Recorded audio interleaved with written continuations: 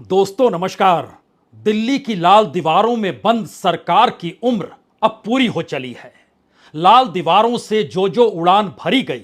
उन तमाम उड़ानों को न सिर्फ उस जनता ने रोक दिया, बल्कि उस लाल दीवार में एक रोशनदान नहीं, एक ऐसा दरवाजा बना दिया जिसके बाद जिस जिस उड़ान के आसरे दिल्ली ये मानकर चल रही थी कि 400 पार का नारा वो लगा सकती है, बीजेपी अपने बूते 370 सीट पा सकती है, इस देश को 2047 तक विकसित किया जा सकता है, इस देश की इकोनॉमी दुनिया के अंतर्राष्ट्रीय तौर पर भारत की इकोनॉमी को मान्यता दिला देगी और मोदी खुद अंतर्राष्ट्रीय स्तर के नेता हो जाएंगे। जनता की भूख, उसकी बेरोजगारी, उसकी मुफलिसी, उसके भीतर जो डाला गया जहर और इन सब परिस्थितियों के भीतर समाज के ऊपर जितनी लकीरें खींची गई, सब एक झटके में इस चुनाव में जनता ने धराशायी कर दिया। और स्थिति यह आ गई कि इन लाल दीवारों में कैद सरकार जो चल रही थी, मैसेज यह भी निकल कर आया कि अब आप आजाद हो जाइए। और सबसे बड़ा किला जो उत्तर प्रदेश का बनाकर लगातार बीजेपी यही पाठ पढ़ाती रही कि दरअसल यह किला अभेद है, उसको ना सिर्फ भेद दिया गया, बल्कि वहां पर जो परिस्थिति समाजवादी पार्टी और कांग्रेस ने अपने बूते कर दिखाया, वो एक ऐसी असंभव सी परिस्थिति थी जिसकी कल्पना कभी भी नरेंद्र मोदी या अमित शाह ने की नहीं होगी। और अगला सवाल यह आ गया कि क्या वाकई लाल दीवारों से चलने वाली सरकार को अब जनता ने आजाद कर दिया और कहा कि अब आप अपने रास्ते जाइए और अब हमारे सामने बिल्कुल नई परिस्थिति है, क्योंकि हमारे मुद्दे जो जमीन पर थे उस पर आप लाल कालीन बिछाकर अपनी उड़ान को भरना चाहते थे। स्थिति यह आ गई कि इस दौर में सत्ता की चाबी दो बड़े नेताओं के हाथ में है। एक नेता चंद्रबाबू नायडू हैं, जिनके पास तकरीबन 16 सांसद हैं। दूसरे नेता नीतीश कुमार हैं, जिनके पास 15 सांसद हैं। दोनों को मिला दीजिएगा तो सांसदों की संख्या 31 हो जाती है। और अपने बूते बीजेपी 240 तक भी नहीं पहुंच पा रही है, यानी 236, 37, 38 इसी अंक के इर्द गिर्द पूरी बीजेपी सिमटी हुई है। और अगर यह 31 सीट निकल जाती है तो एक झटके में एनडीए पूरे तरीके से बिखर जाएगा। और राजनीतिक तौर पर जो संदेश निकल कर आ रहे हैं, उसमें एनडीए के भीतर बैठे हुए ये राजनीतिक दल भी अपने अस्तित्व की लड़ाई लड़ रहे हैं।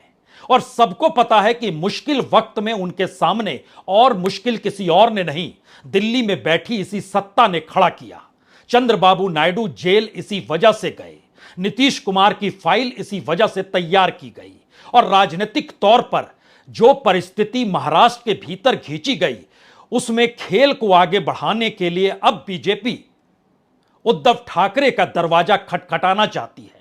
वो चाह रही है कि उद्धव ठाकरे दोबारा से उस हिंदू प्लैंग के नाम पर उनके साथ जुड़ जाएं और एक झटके में दोबारा से या तिबारा से नरेंद्र मोदी प्रधानमंत्री देश के बन जाएं। लेकिन यह असंभव सी परिस्थिति इसलिए है क्योंकि अब विधानसभा के चुनाव महाराष्ट्र में होने हैं, इसी बरस होने हैं। और यह रास्ता बहुत साफ तौर पर खुल गया कि अगर मध्य महाराष्ट्र के भीतर में उद्धव ठाकरे चेहरा है और पीछे कांग्रेस और एनसीपी खड़ी हुई है, तो फिर किसी भी हालत में इस त्रिकोणीय मिलन को कोई हरा नहीं सकता है। और यही स्थिति अब हरियाणा में भी हो चली है, जहां पर चुनाव होने हैं इसी बरस के अंत में। और जो हरियाणा का रिजल्ट बतला रहा है वो कांग्रेस 6 सीटों पर आगे चल रही है।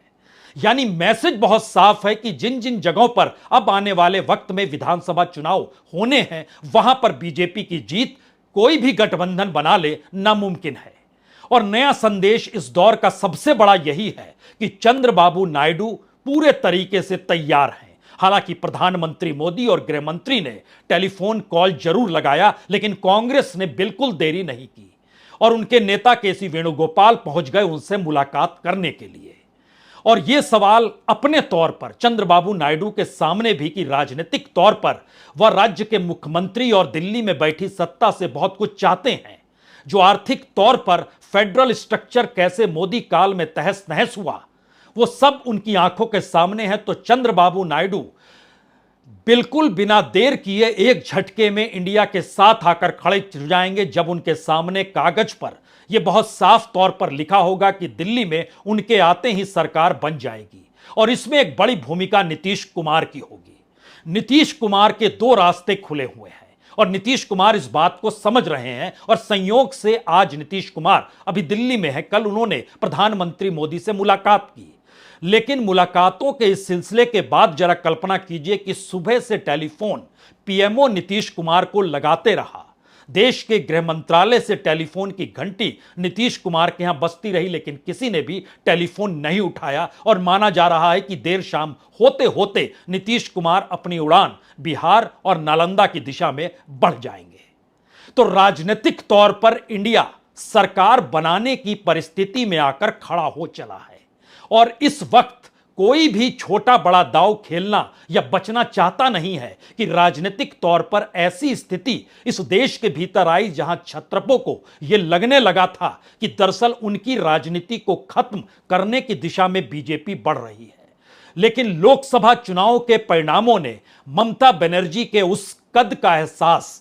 बीजेपी को करा दिया जिसमें वो मानकर चल रही थी कि संदेश खाली के बाद और गवर्नर के जरिए जो दबाव बनाया गया और जिस तरीके से ममता बनर्जी को हाशिए पर ले जाया जा सकता है और बार बार यही राग गुनगुनाया गया कि देखिए यह इंडिया के साथ है या इंडिया के विरोध में, तो वोट आप हमें दे दीजिए। लेकिन एक झटके में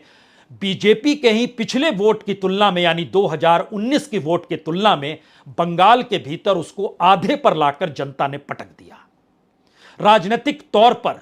सिर्फ बंगाल ही नहीं, उत्तर प्रदेश का तो सबसे बड़ा जिक्र इस दौर में होने की जरूरत है, क्योंकि जो बीजेपी अपने एग्जिट पोल के जरिए, जो बीजेपी कागजों में आरएसएस जिस राजनीतिक प्रयोग के आश्रय मोदी योगी के जोड़ी के नारे तले और बुलडोजर का राग जिस तौर पे गाया जा रहा था, उसमें एक बड़ा सवाल यही था कि जनता सोचती क्या है। और जनता ने जब सोचा तो एक झटके में आधा ही नहीं किया बल्कि उसके भी नीचे लाकर बीजेपी को पटक दिया। यानी राजनीतिक तौर पर उत्तर प्रदेश में बीजेपी की शिकस्त सिर्फ इस लोकसभा चुनाव की कहानी भर नहीं है,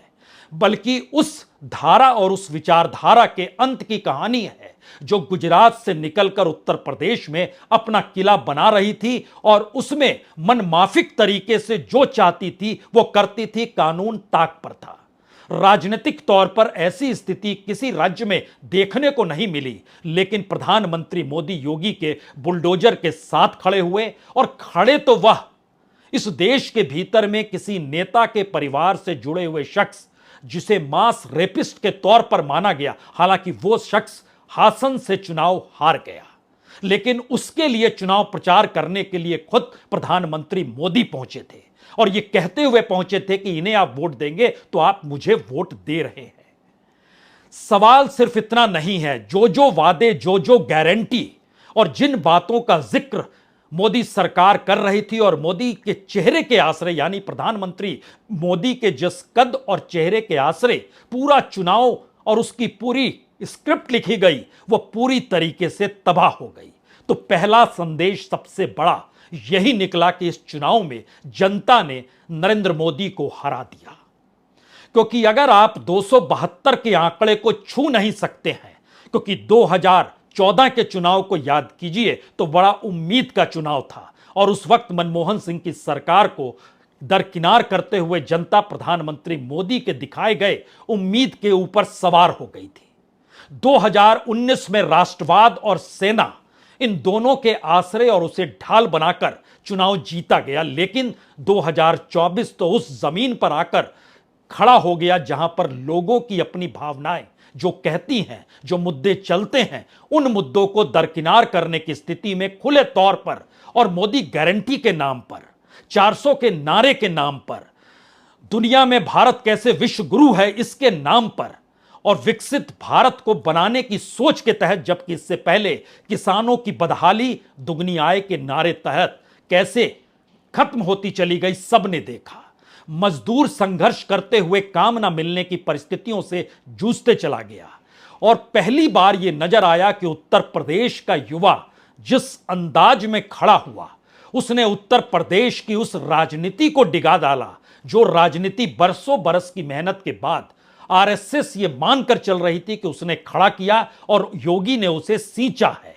नरेंद्र मोदी और योगी के तालमेल कहें या आपसी अंतर्विरोध के किस्से कहें, आज उसका वक्त नहीं है। आज तो जनता का दिन है, क्योंकि यह चुनाव जनता लड़ रही थी। और इसीलिए जब आप परिस्थिति में पहुंचिएगा मौजूदा वक्त में, तो ध्यान दीजिए 239 सीटों पर जब हम आपके सामने ये बात जिक्र कर रहे हैं, उस समय इलेक्शन कमीशन के आंकड़े तले इस बात का खुले तौर पर जिक्र है कि 239 सीटों पर बीजेपी आगे है।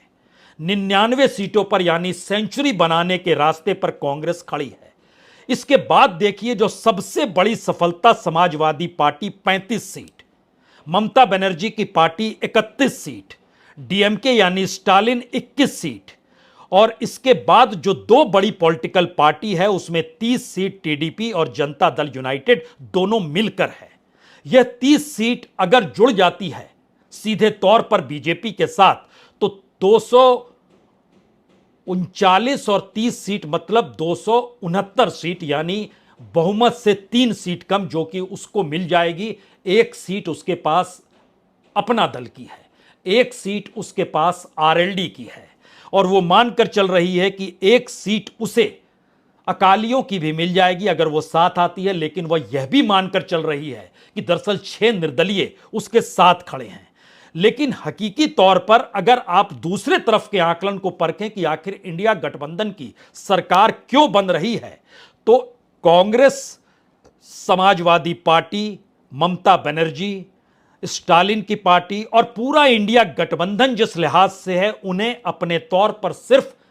35 से 36 सीट चाहिए और सरकार बन जाएगी, जिसमें से 30-31 सीट इन्हीं दोनों के पास है। उसके बाद अदर्स का जिक्र यहां पर हुआ ही नहीं है। जो इंडिपेंडेंट छोड़ दीजिए, उसके बाद का जिक्र यहां पर नहीं हुआ है। यानी राजनीतिक तौर पर सबसे बड़ी शिकस्त एक ऐसे मौके और ऐसे मोड़ पर आकर प्रधानमंत्री मोदी के साथ खड़ी हो गई जहां उन्होंने सोचा नहीं था। और इन सब के बीच एक सवाल बार बार रेंग रहा था कि आखिर इस देश के भीतर में चुनाव को भी सट्टे में तब्दील कर दिया गया क्या? क्योंकि जिस लिहाज से एग्जिट पोल लाया गया, उस एग्जिट पोल का असर शेयर बाजार पर ऐसा जबरदस्त पड़ा कि 12 लाख करोड़ के वारे न्यारे एक दिन में हो गए। और देखिए सोमवार को 12 लाख करोड़ के वारे न्यारे होते हैं और उसके एक दिन बाद यानी मंगलवार को वही स्थिति पूरी तरह रिवर्स कर जाती है और वह पुरानी परिस्थिति में आकर खड़ी हो जाती है। यानी यह बुलबुला जानबूझकर बनाया गया। और इन सब के बीच सबसे बड़ी बात, जानकारी जो निकल कर आ रही है, उसमें अमेरिकी इन्वेस्टरों ने पैसा निकाल लिया। उसमें आ रही है कि जो भी यूरोपियन और अमेरिकी प्रोजेक्ट हैं उनको कह दिया गया है कि आप इसे होल्ड पे रख लीजिए। और यह मैसेज इतना बड़ा हो चला है क्योंकि मान चुके हैं, जो विदेशी पूंजी लगाने वाले थे वो मान चुके हैं कि यह सरकार अब सत्ता में नहीं आ रही है। और राजनीतिक तौर पर इंडिया गठबंधन अपने साथ, अपने मुद्दों के आश्रय जो जनता के साथ खुद को खड़ा करते रहा, उसमें हमें लगता है कि अब अगर आप परखिए, और इसमें खास तौर से सबसे बड़े राज्य के तौर पर जिसका जिक्र हम शुरू से कर रहे थे, कर्नाटक, महाराष्ट्र, राजस्थान और उत्तर प्रदेश, इन 4 राज्यों ने एक झटके में बीजेपी की जो संख्या 239 पर आकर टिकी है 303 से, इन्हीं 4 राज्यों ने ऐसा कमाल कर दिया कि एक झटके में 50 सीट सिमट गई सिर्फ इन 4 राज्यों में, जिसका जिक्र हम शुरू से कर रहे थे कि कर्नाटक में जो लाभ की स्थिति है उससे आंख नहीं मूंदा जा सकता है। और बीजेपी ने आंखें मूंद ली अपने दफ्तर में तैयार किए गए एग्जिट पोल के जरिए। और पहली बार एक ऐसा भ्रम इस देश के भीतर में बनाया गया मीडिया के जरिए, जिसमें मीडिया भी उसी की आगोश में बहता चला गया और वो मानने लगा कि जो जिक्र भी लाल दीवारों से निकलेगी वही सफल होते चली जाएगी। लेकिन सब कुछ धराशायी एक एक करके होता चला गया। अब शायद इस वजह से हमें लगता है, आप अगर एक एक राज्य को परखना शुरू करें और इसमें जिक्र अगर महाराष्ट्र का आपसे करें, तो महाराष्ट्र के भीतर में बीजेपी अभी 13 सीटों पर है, लेकिन जो जानकारी आ रही है वो सिंगल डिजिट में भी आ सकती है। कांग्रेस डबल डिजिट में आ चुकी है, उद्धव ठाकरे की शिवसेना डबल डिजिट में आ चुकी है, शरद पवार 6 सीटों पर जीत रहे हैं, यानी मैसेज बहुत साफ है अपने तौर पर कि चाहे वह एकनाथ शिंदे हों जो कि घटकर 4-5 सीटों पर आ गए, चाहे अजीत पवार हों जो सिर्फ एक सीट पर, हालांकि उनकी अपनी पत्नी बारामती से चुनाव हार रही है। इसका मैसेज बहुत साफ आया कि महाराष्ट्र जैसी जगह में सत्ता बनाने के लिए जो राजनीति की जनता ने उसे सिरे से नकार दिया, जबकि शिवसेना और एनसीपी का चुनाव चिन्ह भी बीजेपी ने अपनी राजनीति या दिल्ली की सत्ता ने अपनी राजनीति को साधने के लिए जो टूटा हुआ गठबंधन था उसके हवाले कर दिया। इलेक्शन कमीशन भी उसी लिहाज से काम करता हुआ दिखाई दिया। सुप्रीम कोर्ट सिर्फ यह कहकर चुप हो गया कि देखिए राज्यपाल तक की भूमिका उस वक्त में असंवैधानिक थी, लेकिन इसके बावजूद भी किसी ने इस दिशा में ध्यान नहीं दिया। एक नितिन गडकरी चुनाव विदर्भ में जीत रहे हैं, लेकिन वह भी पहली बार 1 लाख का मार्जिन भी नहीं पा पाएंगे। यह अभी तक की स्थिति बहुत साफ तौर पर, यानी 40-50 हजार से बात आगे बढ़ेगी नहीं। इन सब के बीच अगला सवाल है कि महाराष्ट्र के बाद जो दूसरा राज्य बड़ा मायने रखता है, और इस बात को लेकर चर्चा जिसकी हम लगातार करते थे कि अगर यह स्थिति कर्नाटक के भीतर भी पनपेगी तो कर्नाटक में क्या होगा। कर्नाटक में 25 सीट जीतने वाली बीजेपी की 10 से 11 सीटें गायब हो गई। कांग्रेस डबल डिजिट में आ गई, जो कि डीके शिव कुमार शुरू से जिस बात का जिक्र कर रहे थे। जेडीएस ने किसी तरीके से समझौते के तहत जो बीजेपी से समझौता किया, हासन की पारंपरिक सीट तो गंवा डाली, जहां पर उनके परिवार के शख्स रमन्ना जो चुनाव हारे हैं वो खड़े थे और जनता उनके खिलाफ थी। उसके अलावे 2 ही सीट पर जेडीएस बची, लेकिन कांग्रेस डबल डिजिट में पहुंच गई। और यह स्थिति बहुत साफ बताती है, जिसका जिक्र हम लगातार कर रहे थे कि कर्नाटक को आप भूलिएगा मत, वो एक बड़े असरकारक होगी। तो महाराष्ट्र हो गया, कर्नाटक हो गया। तीसरी परिस्थिति में महाराष्ट्र और कर्नाटक के बाद तीसरी बड़ी स्थिति खासतौर से राजस्थान के भीतर की उभरती है। राजस्थान में लगातार इस बात के कयास लगाए जा रहे थे कि बीजेपी 25 सीट पा जाएगी, लेकिन वह 25 सीट नहीं, 20 सीट नहीं, 15 सीट नहीं, उसके भी नीचे आ गई और 13-14 सीट पर आकर अटक गई। कांग्रेस अगर 8 सीट पर जीत रही है, सीपीएम 1 सीट पर जीत रही है, एक बेनीवाल 1 सीट पर जीत रहे हैं, तो यह मैसेज बहुत साफ था कि आप विधानसभा तो जीत गए, लेकिन लोकसभा जो प्रधानमंत्री के चेहरे और उनके पद के नाम पर राजस्थान में भी लड़ा गया, चंद महीनों के भीतर धराशायी हो गया। हालांकि यह सफलता मध्य प्रदेश में जरूर मिली। मध्य प्रदेश की सबसे बड़ी वजह तो यही है, संगठन गायब है, नेताओं का कद अपने आप को वो पार्टी से बड़ा मानते हैं, और इसीलिए कमलनाथ के बेटे हो या दिग्विजय हो, दोनों फंस गए। और सिर्फ एक मध्य प्रदेश ही ऐसा राज्य है जहां पर सही मायने में पूरी सफलता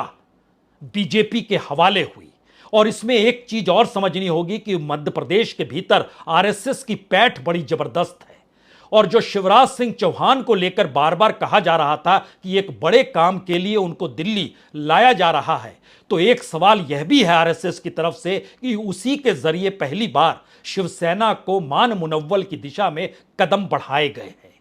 और उसमें यह मानकर चला जा रहा है कि अगर नरेंद्र मोदी और अमित शाह सत्ता से हट जाए तो क्या शिवराज सिंह चौहान के नाम पर उद्धव ठाकरे सहमति दिला देंगे, दिखा देंगे। लेकिन अगला सवाल यह भी है कि वाकई इस तरीके से अगर उद्धव ठाकरे पलटते हैं तो विधानसभा चुनाव में क्या होगा। इसीलिए उद्धव ठाकरे के पलटने की परिस्थिति ना के बराबर है, लेकिन यह समीकरण अपने तौर पर संघ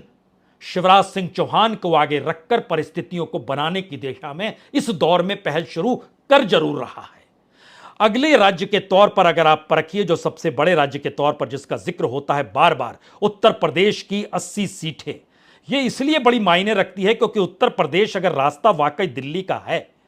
तो इसमें अगली बड़ी बात थी, क्या वाकई किसी ने कल्पना की थी कि 50 सीट भी नहीं पा पाएगी? क्या किसी ने कल्पना की थी कि बीजेपी 40 सीट भी नहीं जीत पाएगी? यह कल्पना के परे था, और पहली बार ऐसी सिचुएशन आई कि पूरा एनडीए 40 तक पहुंच रहा है। यानी बीजेपी अपने बूते 70 सीटों पर है, आरएलडी 1 सीट पर है, अपना दल 1 सीट पर है। यह हो गए 39 सीट। और इस परिस्थिति में बीजेपी 32 सीटों पर है, 37 सीटों पर समाजवादी पार्टी है। यानी बीजेपी 32 सीटों पर, यानी वो 35 सीटों के इर्द गिर्द पूरा एनडीए लटक झटक रहा है। और 37 सीटों पर समाजवादी पार्टी के होने का मतलब यह है कि उत्तर प्रदेश के युवा जिस अवस्था में नजर आ रहे थे तमाम रैलियों के भीतर में, उसका संदेश बहुत साफ था और खुलकर अखिलेश यादव निशाना यह कहकर साधने से नहीं चूके कि कितना बड़ा धोखा फरेब उत्तर प्रदेश की राजनीति में बीजेपी कर रही है। वो पेपर लीक वही कराती है, बुलडोजर चलाकर अपने विरोधियों को ध्वस्त वही करती है। और इन सब के बीच जो मायावती के साथ खिलवाड़ बीजेपी ने किया, यानी बीजेपी ने जो खिलवाड़ चंद्रबाबू नायडू को जेल में डालने की परिस्थितियों के आसरे उस वक्त की राजनीति को साधना चाहा, जब वो चूज कर रही थी कि जगन रेड्डी या चंद्रबाबू नायडू, उसकी कहीं ना कहीं मलाल चंद्रबाबू नायडू के जहन में है। और यही मलाल उत्तर प्रदेश में बीएसपी के कैडर के भीतर आ गई, जब भतीजा खुलकर बोलने लगा और उसको साइडलाइन करना पड़ा दिल्ली के निर्देश के बाद मायावती को, तो एक मैसेज चला गया कि मायावती को दबाना चाहती है बीजेपी और राजनीति खत्म करना चाहती है बीजेपी। यह एक ऐसी परिस्थिति अपने तौर पर उभर कर आई जिसने मैसेज बहुत साफ तौर पर दे दिया कि इस राजनीति का अंत होना चाहिए। और इसीलिए हमने कहा यह एक सर्वाइवल की लड़ाई थी। और सर्वाइवल का मतलब यह होता है कि आप एनडीए गठबंधन के भीतर हों या फिर एनडीए गठबंधन में जब आप आते हैं तो आपके साथ जिस तरीके की राजनीतिक सौदेबाजी होती है, अब इसके लिए कोई तैयार नहीं। और इसका मलाल बीएसपी से जुड़े उस कैडर के भीतर आ गया जिसने देखा कि मंडल कमंडल की राजनीति के बाद मायावती ने किस तरीके से उत्तर प्रदेश में पद भी संभाला, गवर्नेंस भी संभाली, कानून व्यवस्था को भी संभाला, लेकिन एक झटके में वह पूरा वोट बैंक बीजेपी मानकर चलती रही कि कम से कम 12% जाटव वोट जो है वह मायावती के साथ रहेगा। लेकिन उसको इसका एहसास हुआ ही नहीं कि इस बार परिवर्तन की लहर इतनी बड़ी है कि जो जातियां एक दूसरे के साथ खड़ी हो नहीं सकती थी, बीजेपी के खिलाफ वह एकमुश्त खड़ी हो गई। और पूर्वी उत्तर प्रदेश के भीतर ब्राह्मण समाज ने भी इस बार बीजेपी के हक में खड़े होने की बिल्कुल नहीं सोची और स्थिति इतनी विकट हो गई कि एक के बाद एक ब्राह्मण तबका अपने वोटरों को बाहर से यह कहकर बुलाने लगा, कहो तो रेलवे की टिकट भेज